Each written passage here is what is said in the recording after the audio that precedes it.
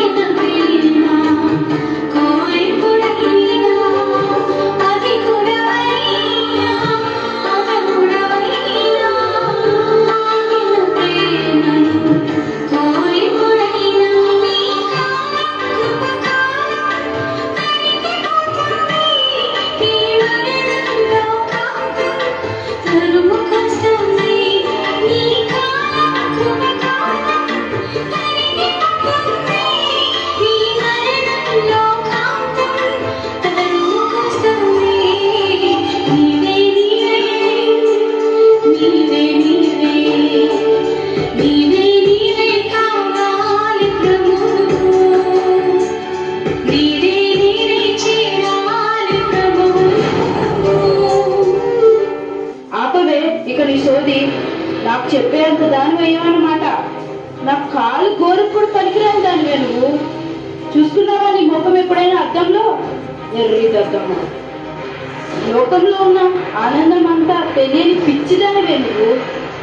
నా అందాన్ని చూసి, నాకున్న ఫాలోయింగ్ చూసి కుళ్ళుకుంటున్నావు కదా. వయస్సు బలం ఉన్నంత వరకే కదా ఈ లోకంలో ఎంజాయ్ చేయాలి.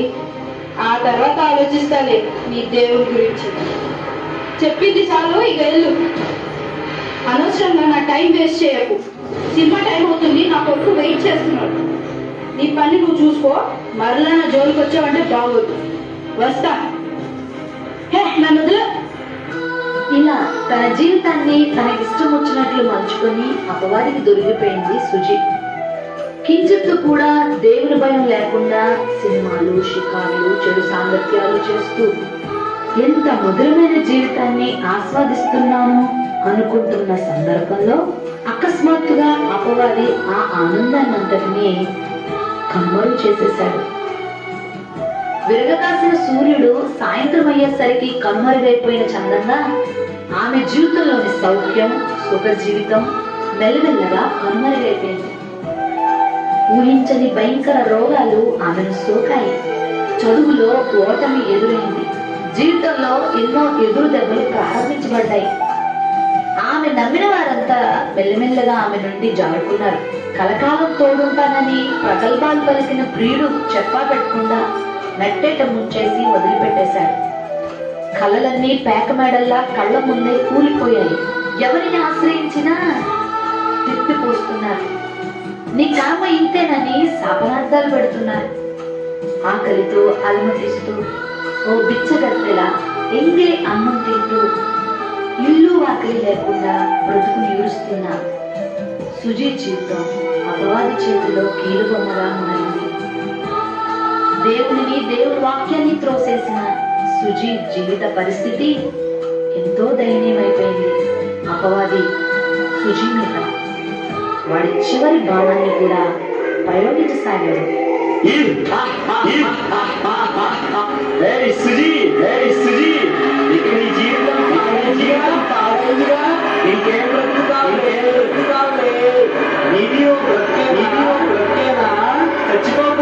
చచ్చిపోకూడదు ఆపది కూడా పూర్తవుతుందిగా.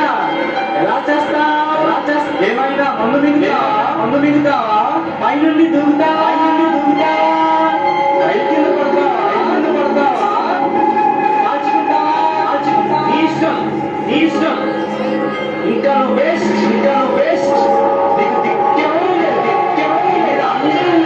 అందరం వేస్తారు. వద్దు ఇంకా నీ బ్రతుకొద్దు కానీ త్వరగా ఏదో ఒకటి చేసుకో చచ్చిపో త్వరగా చచ్చిపో